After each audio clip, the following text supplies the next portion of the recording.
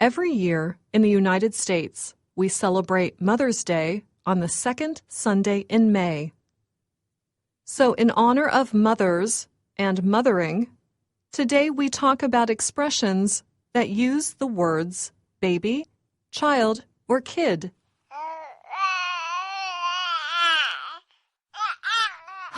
Babies.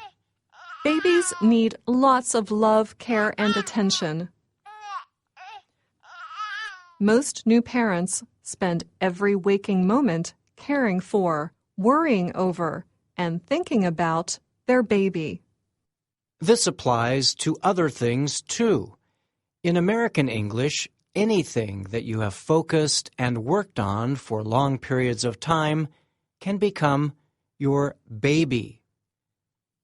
Let's say your friend Sam is opening a new coffee shop.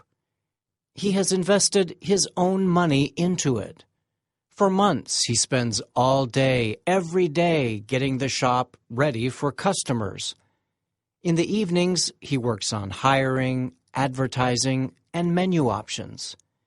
And at night, as he tries to sleep, he worries about it. He really wants it to be a success. So, when Sam's friend asks about the progress of the business, she could say, "So, how's your baby coming along?" Yes, using baby in this way is slightly informal. But it is very common and okay to use in just about any situation. The opposite of caring for a baby would be throwing it out with its bathwater. What? That is terrible, you might be saying. Yes, it is terrible, except when we do it in conversation. Then it is a useful expression. Throwing the baby out with the bathwater means to get rid of all of something, like the baby and the water it was bathing in, even though some parts of it were valuable and definitely worth keeping, like the baby. We often use this expression when we advise people to not act rashly or go to extremes. For example, let's say a married couple has been working with a designer for months on redecorating their home. They choose furniture, carpeting, and wall color. But then suddenly, the designer pulls out of the project. The husband and wife are upset. The husband does not want to start from the beginning. He didn't enjoy doing it the first time. But the wife says, "Look, there's no need to throw the baby out with the bathwater. Let's keep all things we have already chosen. We can hire a new designer just to help us put them in the house. Problem solved." Not all expressions related to children are actually about children. Some of them are about adults.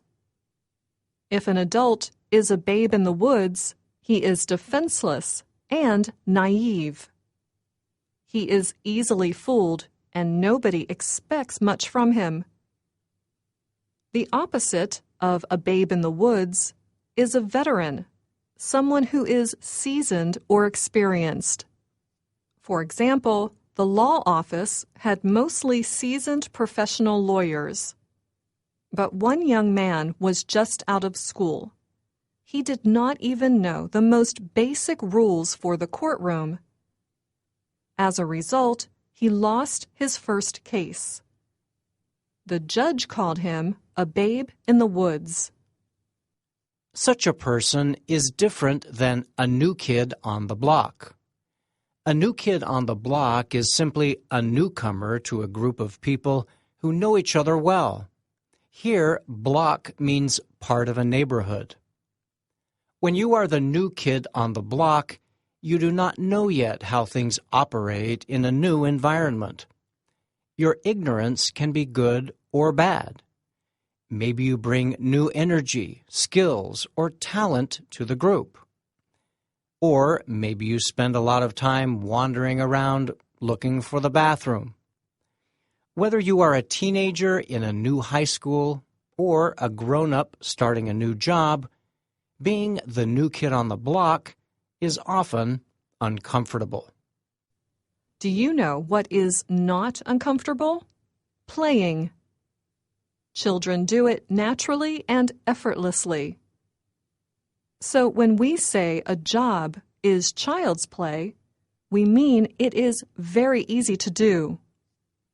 Note that this expression can be a little mean because it suggests that the work is so simple even a child could do it, which is actually its own expression.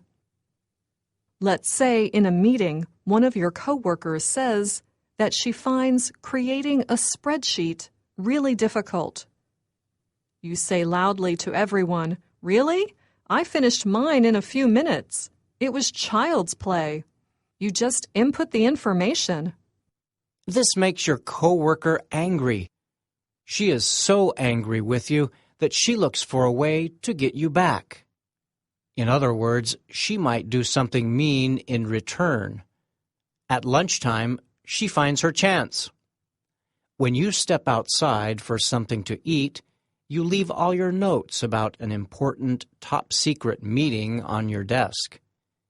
When you return, your coworker is telling everyone else about the details of the meeting, details that no one was supposed to know.